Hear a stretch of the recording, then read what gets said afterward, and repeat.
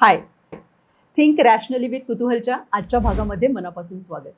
मंडळी, लास्ट भागामध्ये आपण बघितलं होतं संक कॉस्ट फॅलसीबद्दल. सो त्याच्यामध्ये आज आपण डीप डाईव्ह करणार आहोत. मी तुम्हाला 2 केस स्टडी सांगणार आहे आणि तुम्ही त्याच्याशी खूप रिलेट पण कराल तुमच्या आजूबाजूला किंवा कधी तुम्ही सुद्धा अशा प्रकारच्या गोष्टी केल्या असतील. सो पहिली केस स्टडी आपण एका विद्यार्थ्याची घेऊया. समजा एखादा विद्यार्थी इंजिनिअरिंगला आहे. ओके, त्यांनी असं ठरवलं होतं की मला इंजिनिअरिंग करायचं आहे. त्याच्यावरती 3-4 वर्ष त्यांनी दिली आहेत, पण त्याला कुठेतरी आतून कळतंय की नाही, मला हे करायचं नव्हतं, मी काही हे तितक्या यशस्वीपणे करू शकलेलो नाही, ह्याच्यापेक्षा मी दुसरं काहीतरी जास्त चांगलं करेन. पण मग काय होतं की त्याने एवढी वर्ष तिकडे दिली आहेत, लाखो रुपयांची गुंतवणूक झालेली आहे, आता मी ह्याच्यातनं कसा बाहेर पडू, काय म्हणतील लोक. सो तिकडे तो हा आहे भावनिक ट्रॅप, ही झाली संक कॉस्ट. त्यांनी त्या संक कॉस्टचा विचार करत राहून तेच पूर्ण करण्याच्या मार्गावरती राहणं म्हणजे संक कॉस्ट फॅलसी झाली ना. त्याच्यातनं त्याने बाहेर पडायला पाहिजे रॅशनल थिंकिंग करून की याच्यापेक्षा वेगळं काहीतरी मी खरं तर जास्त चांगलं करतोय हे मला आता एव्हाना कळलंय.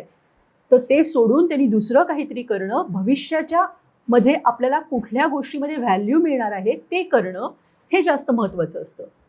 आता दुसरी केस स्टडी आपण एक घेऊया. नात्यांमध्ये असं पुष्कळदा होतं.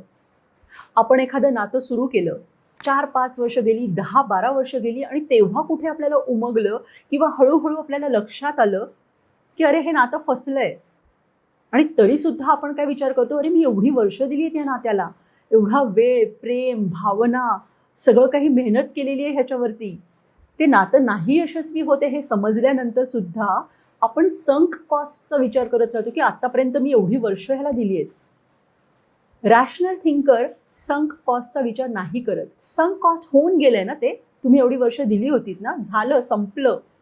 भविष्यामध्ये आपल्याला काय आहे, जर हे नातं आपण ब्रेक केलं तर आपण एक व्यवस्थित फ्रीडम उपभोगणार आहोत.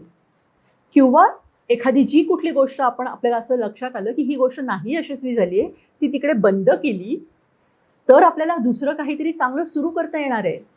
सो संक कॉस्टमध्ये कधीही ट्रॅप होऊन राहायचं नाही, हे रॅशनल थिंकरचं काम आहे. कसा वाटला तुम्हाला आजचा एपिसोड?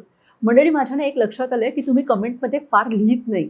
मी क्विज टाकलेलं असं त्याची उत्तरं द्या, तुम्हाला काय वाटते ते सांगा, तुमच्या ह्याच्याबद्दलच्या काय भावना आहेत. अगदी तुम्हाला विरोधी मत असेल तरीसुद्धा द्या, कारण मी पण रॅशनल थिंकर आहे ना, मला तुमचं मत जाणून घ्यायला सुद्धा आवडेल.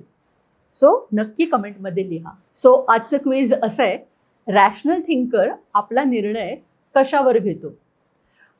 भूतकाळामध्ये गुंतवलेला वेळ, मेहनत, पैसा याच्यावरती तो निर्णय घेतो की भविष्यामध्ये आपल्याला एखाद्या गोष्टीपासून कशापासून व्हॅल्यू मिळणार आहे त्याच्यावर घेतो? तुमचं उत्तर काय आहे ते यावेळेला नक्की कमेंटमध्ये लिहा. आणि तुम्हाला ही सिरीज कशी वाटली तेही नक्की सांगा. So always think rationally, stay curious.